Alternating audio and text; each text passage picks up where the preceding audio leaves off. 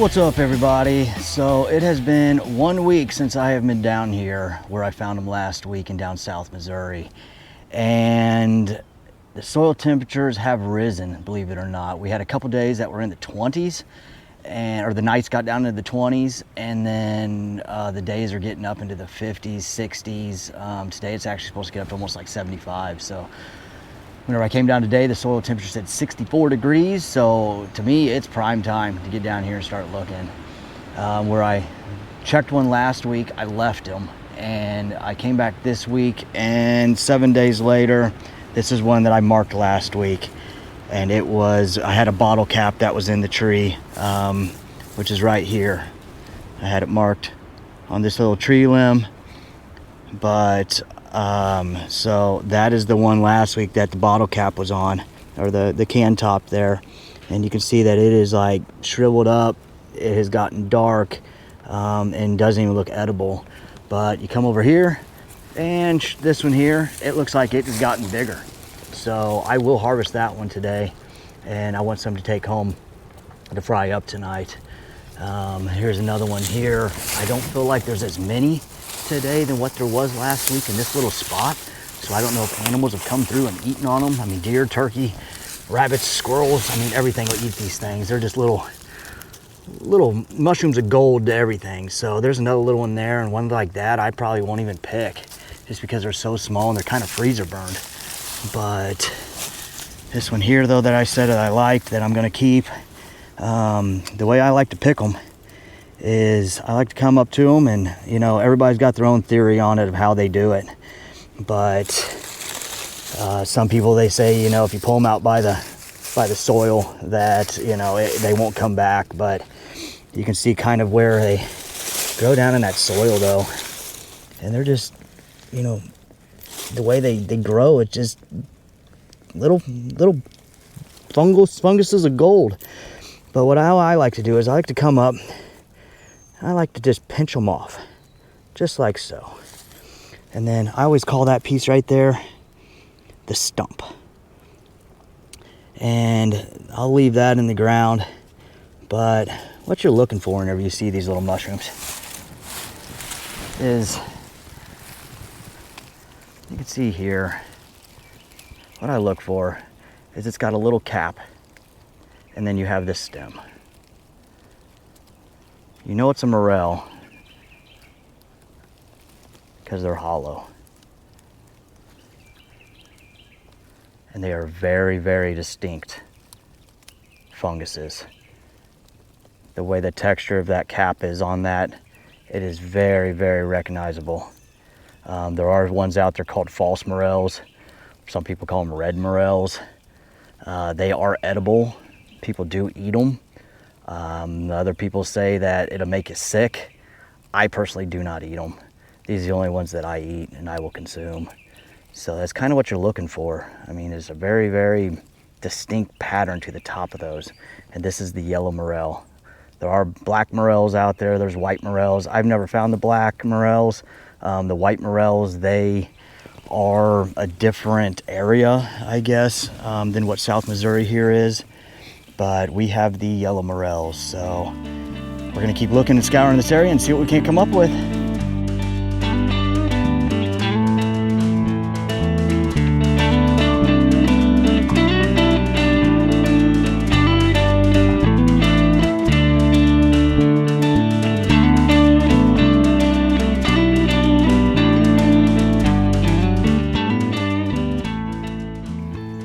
So this plant right here is the mayapple. A lot of people claim that they like to look around the mayapple.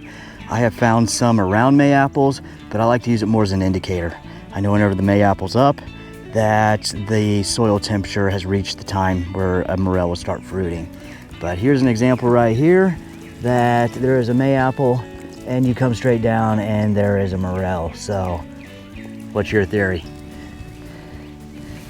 There's one there, and then there's another one right there. So here's an area that I came across. This is brand new territory. This area's been burned this year. If you look in here, it's pretty open and barren. There's not a lot of deadfall or dying vegetation in here. but whenever I looked up here, there's a lot of dead trees that have fallen. So I figured this is a good opportunity to come up here and see what there is in this area. Started down at the base. You can see it's been there for quite a while. There's actually some other mushrooms growing on it. And sure enough, I came up and this one here is the first one I found. I marked it with my glove because, like I say, they're hard to find sometimes. So I found that guy right there first.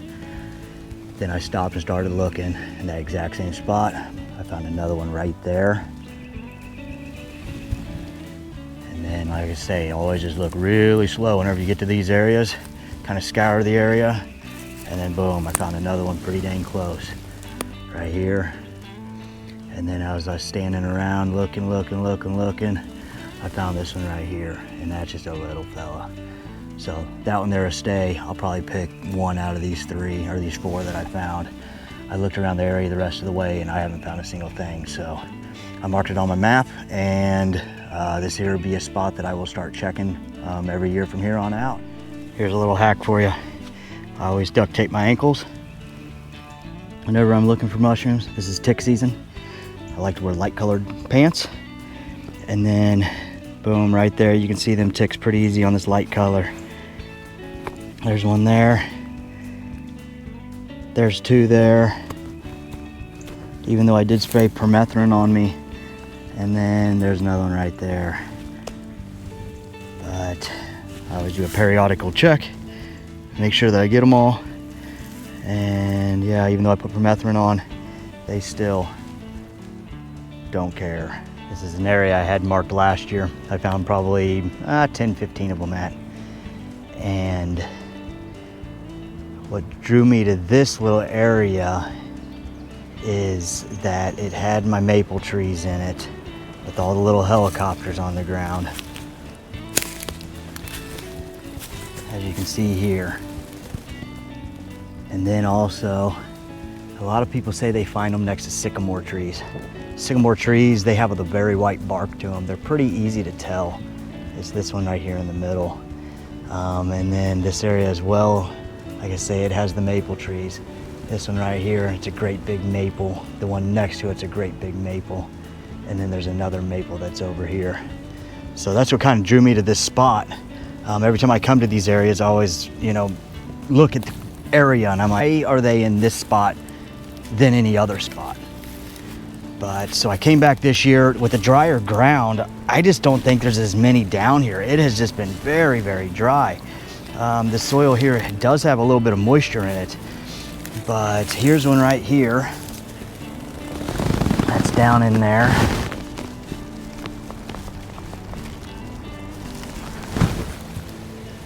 There's another little guy right here. Nice little yellow.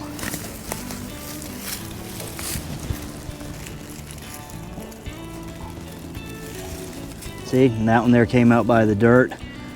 I don't want that in my bag, so I'll just take that and I'll pinch it off. If anything, I'll leave it. Leave it on the ground. And then there's another one over here. And those are the only three that I see in here.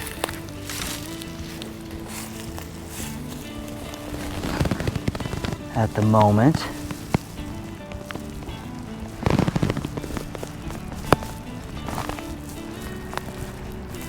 But there is a little bit more moisture in this ground here compared to where I was just at finding them earlier.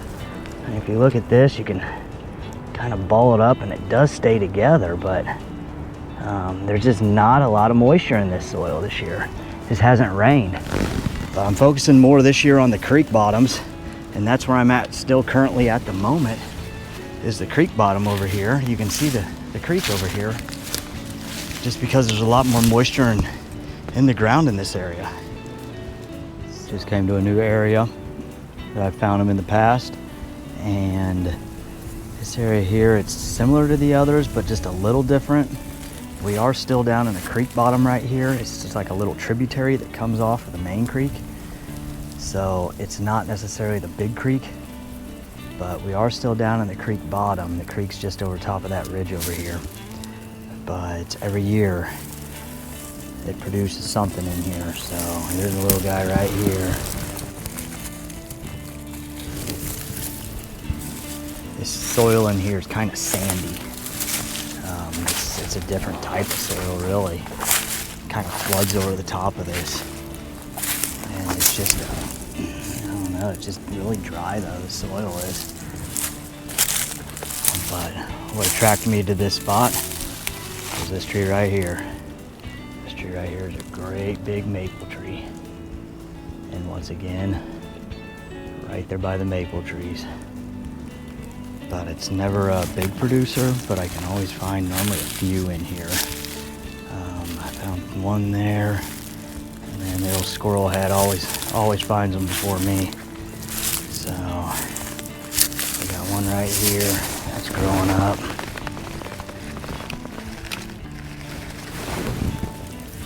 And then there's two right here next to it on this side. Kind of cool where they grow together like that. We have another maple tree here, and it's actually been broken off. Up there you can see, so there's a lot of dead debris that it has produced down here. And I've seen two now in here. There's this one right here. It actually looks, it's really fresh. So it could be that these haven't even popped up really well yet, because he's still pretty dang gray looking. There's one there, and the other one is right over here. Squirrel hat producing one more time. Same with this one though. It is pretty fresh looking. It's moist, hasn't been frozen at the tip or anything or dried. So I'm gonna pick them today because I don't know when I'm gonna get down here again. But there's two right there. Like I was saying, with this sandy soil, you can see how sandy it is. It is just like, I mean, dang, you're completely sand on this little point in here. As deep as what you can go. So, a lot of different scenarios they grow in.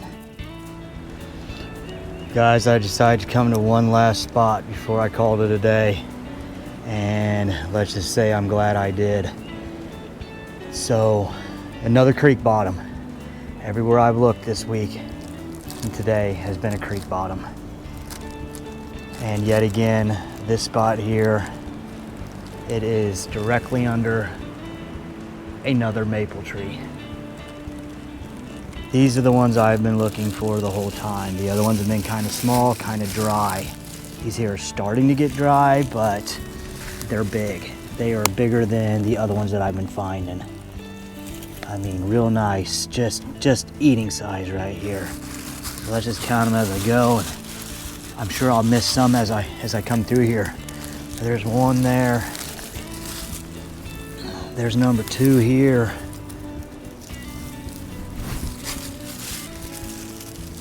There's one here, makes number three.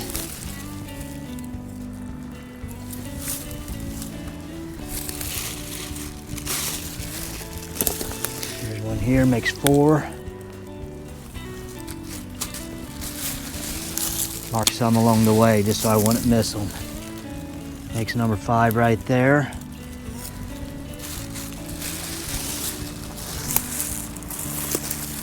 The old squirrel hat never fails.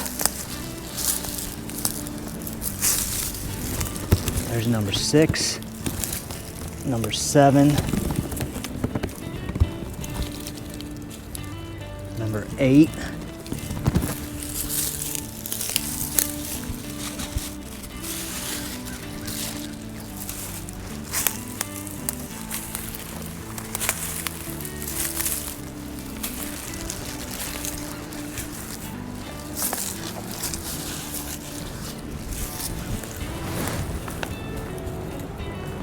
Nine.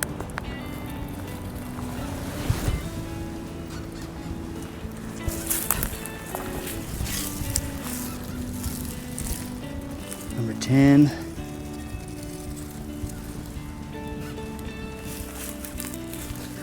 There I missed number 11.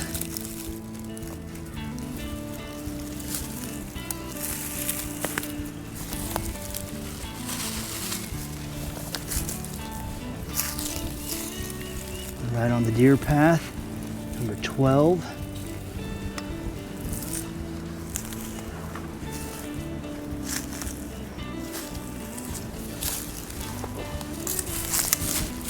Here's a nice one here, number 13.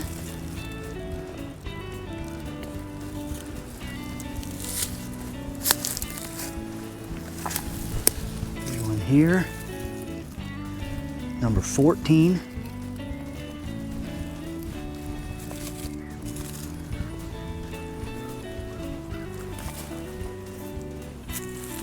I'm sure there's more in here. I'm gonna keep looking, but 14 right here. Oh, there's one right there. Oh, two, almost stepped on that one. Number 15. 16.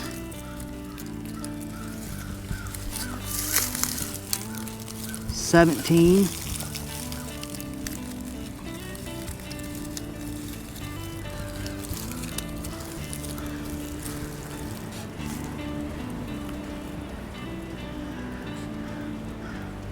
No, I'm sure there's more in here. I'm gonna keep looking in this area and sure I'll come up with more.